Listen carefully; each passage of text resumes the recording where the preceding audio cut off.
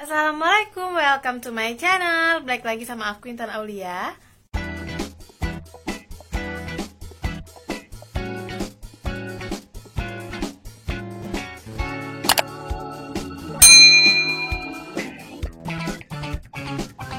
Kali ini aku mau bahas yang sudah pernah aku bahas sebelumnya, yaitu cara mengatur keuangan rumah tangga. Cuman kali ini itu lebih simple, lebih bisa dipakai buat semua orang. Saksikan video ini sampai habis.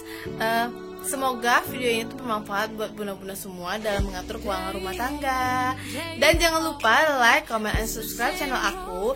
Dan tonton video aku sebelumnya yang tentang mengatur keuangan rumah tangga juga. Nah, intinya dalam mengatur keuangan rumah tangga itu, misal nih ya, gaji itu single atau gaji suami aja. Misalkan gaji suami itu 2.500.000 deh ya.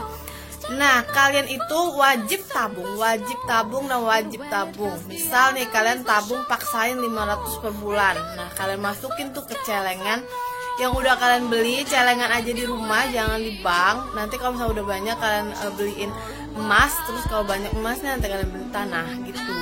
Jadi disisihkan misalnya 500 per bulan. Terus sisanya itu kalian masukin ke pos-pos. Ini hampir sama video aku sebelumnya. Pos-pos yang ada di dompet organizer. Kalau nggak ada, kalian bisa pakai amplop. Terus kalau udah kalian pos-posin, nah ada lebih, itu bisa kalian gunain buat dana darurat atau dana tidak terduga, atau buat hiburan juga nggak apa-apa gitu. Nah, kalau misalnya nggak ada, bener-bener mepet banget uangnya, kalian bisa minimalisirkan pos-posnya gitu, dikurangin. Misalnya jajan tuh harusnya 300, kalian bisa bikin tuh 200 gitu, jadi dikurangin. Nah, yang berbeda dari video ini adalah cara membuat catatan pengeluaran. Nah, kemarin kan karena aku itu ada all shop, nah di sini aku bahasnya nggak ada all shop, jadi berbeda sedikit catatan pengeluaran keuangannya gitu.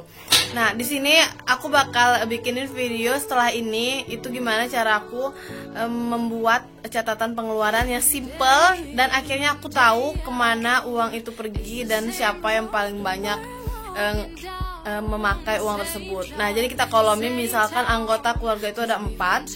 Nah, misalnya A, B, C, D. Kalian tulis tuh kan di kolomnya. Nanti aku videoin. Terus setelahnya itu bikin dana bersama. Dana bersama itu kalau misalnya dipakai untuk sama-sama. Misalkan nih untuk apa ya, kebutuhan sehari-hari kayak makan kayak gitu kan. Terus sebelahnya lagi bikin kolom nggak penting gitu, pengeluaran nggak penting. Nanti kalau misalnya jajan itu masuknya ke situ gitu. Nah, misalkan gaji single atau gaji suami kalian aja nih ya, anggap aja kalian tuh IRT gitu, nggak ada penghasilan 2.500.000. Nah, sebelumnya kan kalian udah catat nih apa aja pengeluaran kalian per bulan. Nah, dari 2.500.000 itu kalian sisihin, usahakan itu ada yang ditabung. Nah, kalau aku tuh 500 misalkan ini ya, terserah kalian sih, nggak patok harus 500. Nah, terus sisanya nanti kan ada 2 juta tuh. Nah, 2 juta itu kan buat pos-pos yang udah kalian buat. Nah, misalnya untuk minyak, untuk kuota, dan lain-lain. Nah, bisa aja 2 juta itu habis, atau misalkan untuk kebutuhan sehari-hari itu 1.800.000. Nanti sisanya itu adalah 200 misal nih. Nah, 200 itu bisa digunain untuk dana darurat atau untuk jalan-jalan boleh. Gitu.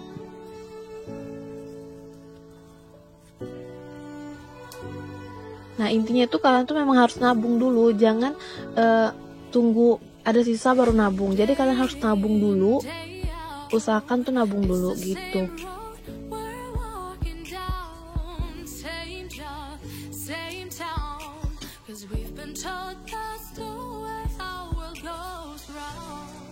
Nah, di sampingnya ini aku mau kasih contoh gimana cara bikin catatan pengeluaran tuh lebih simple. Karena di sini kan nggak ada all shop ya, nggak ada all shop, terus pokoknya cuman hanya gaji tok gitu. Nah, ini juga bisa sih buat para single ya, menggunakan ini. Nah, misalnya pengeluaran bulan Agustus. Nah, misal anggota di keluarga kalian itu ada 4, kalian bikin lah tuh nama-namanya tuh kan, misalnya si Ani, si Anu, si Bobby, atau anak kalian, anak pertama, anak kedua kayak gitu. Nah, kalian bikin lah A, B, C, ini contoh aja ya, A, B, C, D gitu. Nah, sebelahnya itu kalian bikin kebutuhan bersama. Kebutuhan bersama itu kayak makan, kayak kebutuhan sehari-hari kayak sampo, mandi, kayak gitu. Kayak emang harus yang dipakai buat bareng-bareng kayak gitu. Nah, tapi penting ya. Nah, sebelahnya itu kalian tulis lagi yang kurang penting. Nah, misal nih si A tuh gunain misalnya minyak tuh 100, kalian bisa selipin tanggalnya tuh di pinggir-pinggirnya gitu. Bikinnya tuh kecil-kecil aja biar muat. Terus yang si B nih, misalnya susu, pampers kayak gitu kan. Itu pengeluarannya dia. Jadi terus si C, si D kayak gitu. Jadi kita tuh tahu ini nih pengeluaran siapa sih. Nah, kalau misalnya dana itu memang benar-benar minim atau bahkan minus, nah kita bisa lihat pemakaian siapa yang paling banyak dan itu bisa dievaluasi, bisa agak dikurangin gitu supaya pengeluarannya itu nggak minus.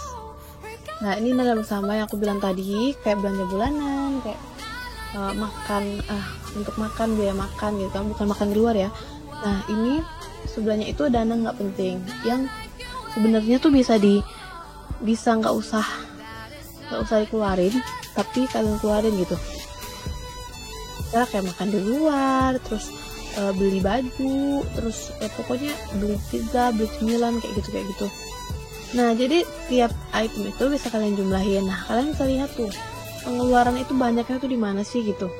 Nanti itu per bulan bisa kalian evaluasi, bisa di